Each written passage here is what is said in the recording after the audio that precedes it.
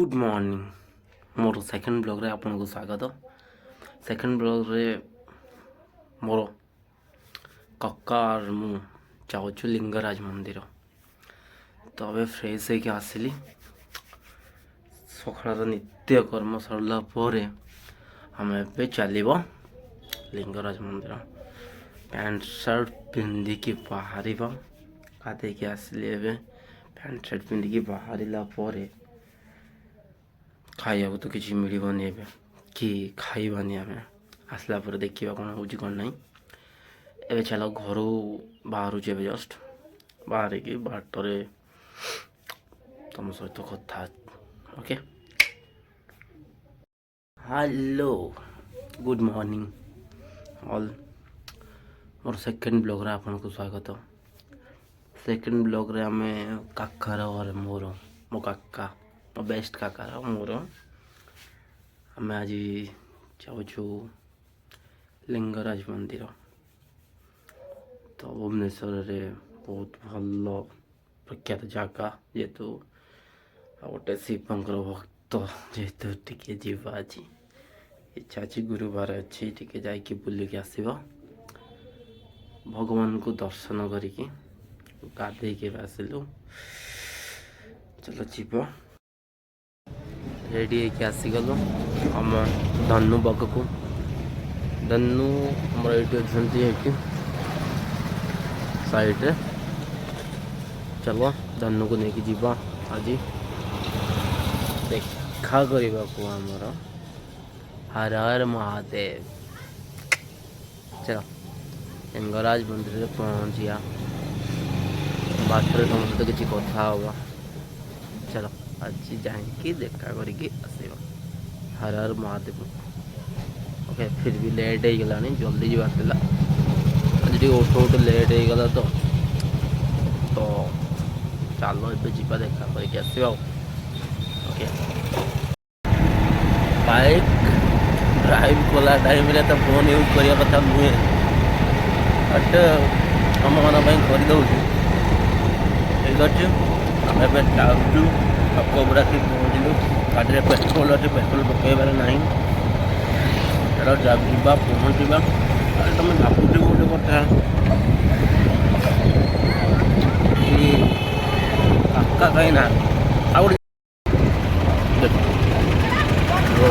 मानु ना गई एथि बहुत एक्सीडेंट हो पूरे जानी जाऊँ देख एते क्या कहब कह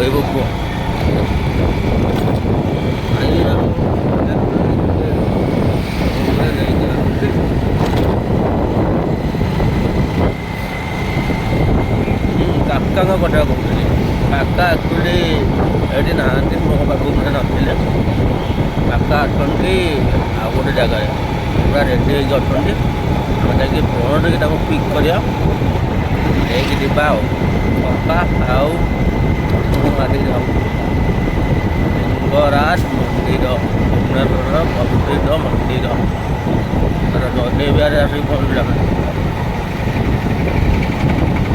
पहुँचा सकाल बया पाग ठंडा ठंडा पाग भाई किसी भूल हुए मोर क्षमा कर कहीं सेकेंड ब्लॉग मोर चलो जीवा बाटे गोटे बढ़िया जिन देखा आमर भुवनेश्वर हकी खेल चलता किसी दिन पूर्व भाई भुवनेश्वर भुवनेश्वर आक नाला भुवनेश्वर जन्नत परी लगुला कि एवं देख स्टाडियम कि पूरा पुराना स्टाडियम थोड़ी मजा लाइट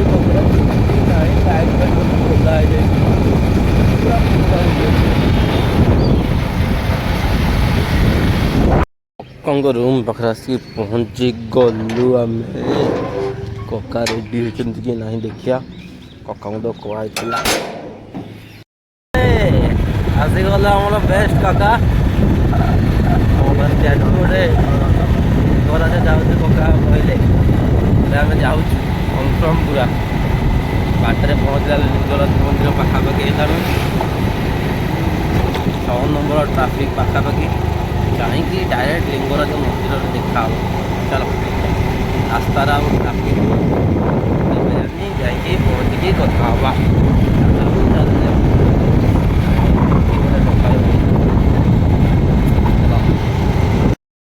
ଆସିକି ଲିଙ୍ଗରାଜ ମନ୍ଦିରରେ ପହଞ୍ଚିଗଲୁ। ଏବେ ଯିବା ଭିତରକୁ ମନ୍ଦିର ଭିତରେ ତ ମୋବାଇଲ ଆଲାଉ ନାହିଁ। ଯାଇକି ବୁଲିକି ଆସିବା। ବଢ଼ିଆ ଲାଗୁଛି ଏଠି ପୁରା ଶାନ୍ତି ଜାଗା। ୱେଟ୍ କରୁଛି ଭ୍ୟୁଜ୍ ଦେଖାଉଛି ତୁମକୁ ଲିଙ୍ଗରାଜ ମନ୍ଦିରର ସୁନ୍ଦର ପୁରା ପରିବେଶ ସୁନ୍ଦର ଜାଗା। ଓଫ୍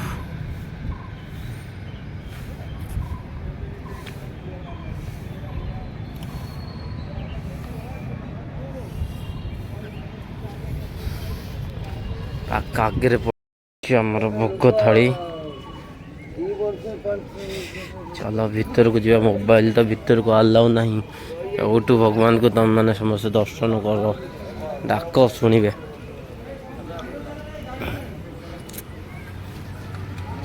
ଭିତରର ଭିଉ ଓହୋ ପୂଜା କରିକି ଆସିଲା ପରେ ଭ୍ୟୁଜ୍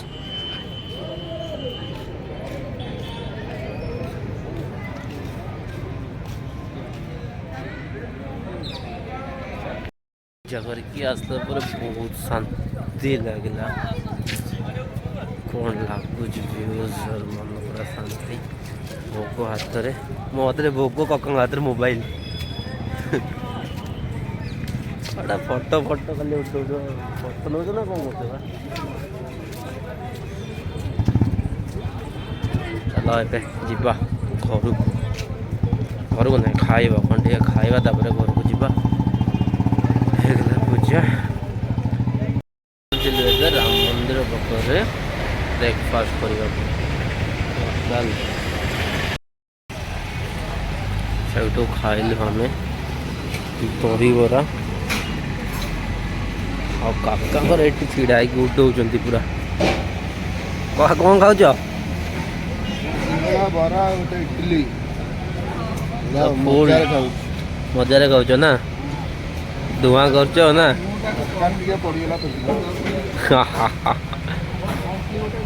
ଖାଇସାରିବା ତାପରେ ଯିବା।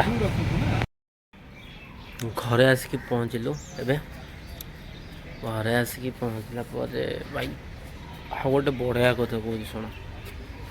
ଆଜିର ଯେଉଁ ଭଳିଆ ଏକ୍ସପିରିଏନ୍ସ ଥିଲା ନା ମହାଦେବଙ୍କୁ ଦର୍ଶନ କରିବାରେ, କେବେ ଏମିତି ନଥିଲା।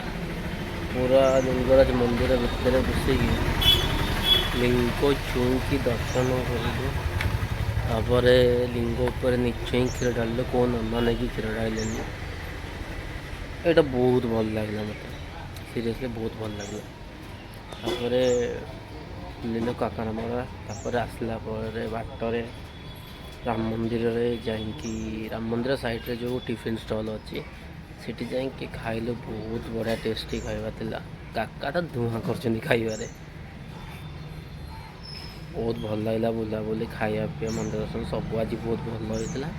ବୁଲାବୁଲି କରିକି ଆସିଲା ପରେ ଏବେ ଯାଉଛି ଟିକେ ରେଷ୍ଟ ନେବା। ତାପରେ ଯିବା କାମ କିଛି କରିବା। କାମ କିଛି ତ ନାହିଁ ବି ଏମିତି, ଫିର୍ ବି ଯାଇକି କିଛି କାମ କରିବା ଆଉ। ଓକେ ଚାଲ ରଖୁଛି। ଟାଟା।